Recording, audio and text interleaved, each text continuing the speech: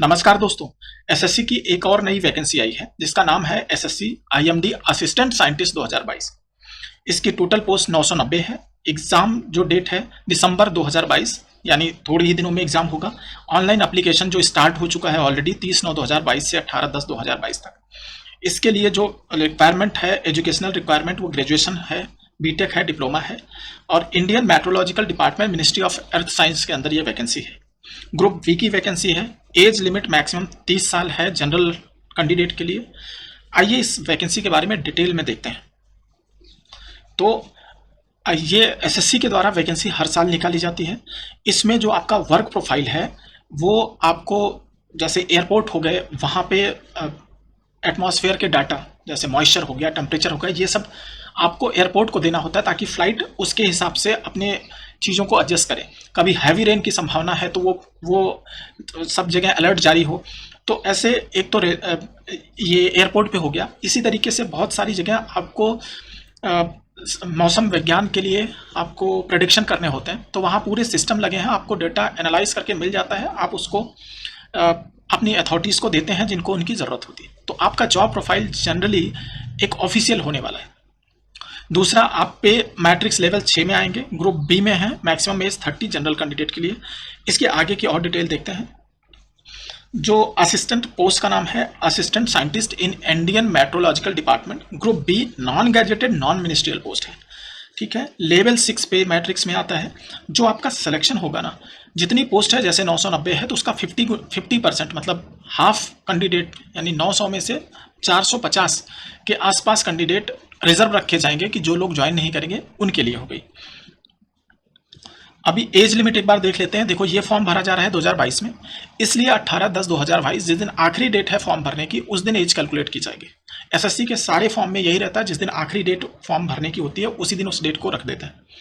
Age limit कितना है? 30 साल से ऊपर नहीं होना चाहिए 18/10/2022 को। इसका मतलब है 19/10/1992 से 17/10/2004 के बीच में जन्म होना चाहिए। आपका ओबीसी कैंडिडेट को 3 साल, एससी एसटी को 5 साल, फिजिकली हैंडीकैप्ड को 10 साल की छूट है एज में। अगर फिजिकली हैंडीकैप्ड ओबीसी के कैंडिडेट हैं तो 13 साल और एससी एसटी के कैंडिडेट हैं तो 15 साल की छूट है। एक्स सर्विसमैन को 3 साल की छूट है, लेकिन केवल एज की छूट है, इसके अलावा उनको रिजर्वेशन सीट में नहीं है। देखते हैं एक बार एसेंशियल क्वालिफिकेशन देखते हैं, जो 18/10/2022 को आपके पास रहनी चाहिए। तो एप्लीकेंट के जो है 10+2 वो science background physics and math से किया होना चाहिए, पहली कंडीशन ये है। दूसरा, उसके बाद वो या तो डिप्लोमा कर सकता है या बीटेक कर सकता है या बीएससी कर सकता है। अगर डिप्लोमा या बीटेक करता है, उन दोनों केस में computer science, information technology, computer application, electronics and telecommunication के अंदर होना चाहिए। अगर वो बीएससी करता है तो उसका बीएससी में एक सब्जेक्ट फिजिक्स होना चाहिए। तो आप कंडीशंस फिर से एक बार सुन लीजिए। अगर आपने बीएससी किया है तो फिजिक्स के साथ होना चाहिए।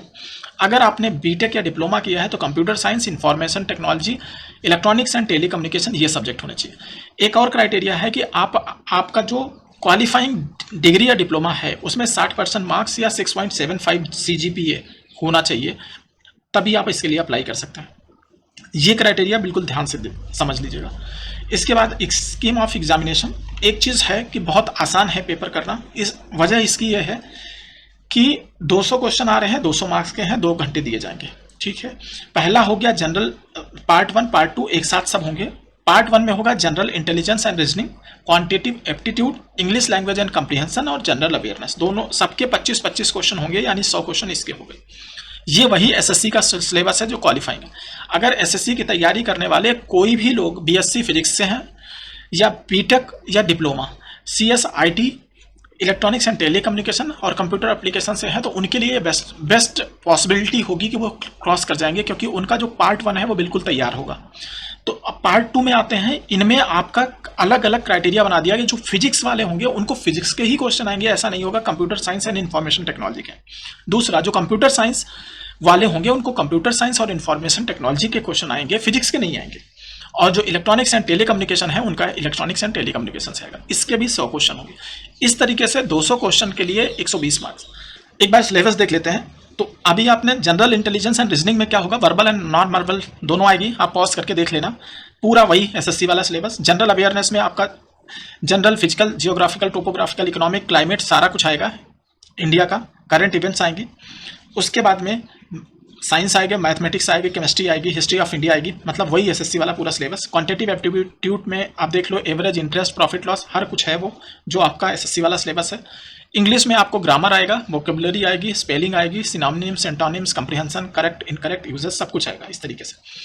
अभी आपका इंडिकेटिव सब्जेक्ट जो फिजिक्स वाले हैं उनके लिए देखिए, फिजिक्स में मैकेनिक्स आएगा, थर्मोफिजिक्स आएगा, वेव एंड ऑसिलेशंस आएगा, ऑप्टिक्स आएगा, इलेक्ट्रिसिटी एंड मैग्नेटिज्म आएगा, atomic structure, electronics, calculus, linear algebra, vector algebra and calculus. तो ये हो गया आपका फिजिक्स।